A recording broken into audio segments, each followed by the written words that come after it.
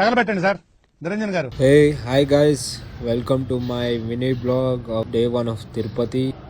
Already నైటే bag pack చేసి పెట్టినాను. ఇప్పుడు నా ట్రావెల్ ఎట్లా అంటే ఈ నుంచి బస్సులో పోతాను కోలార్కి. కోలార్ నుంచి నా తమ్ముడు వస్తాడు, వాడు గాడి ఎత్తుకొని వస్తాడు.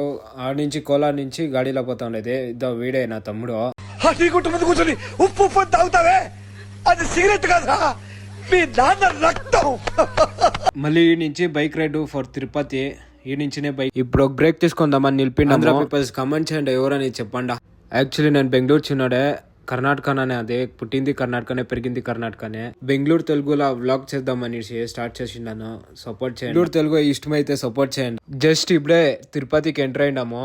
ఇప్పుడు ఇంకొకడు వస్తాడు చూడండి, ఇదో వీడే వెనకాల కూర్చుంటాడు చూడండి, నా మచ్చావాడు. ఇట్లే రూమ్స్ చూస్తా ఉంటే రూమ్స్ సిక్కా, రూమ్ బుక్ చేసి రూమ్ చూసుకొని కొంచెం ఫ్రెష్ అప్ అవుదామని.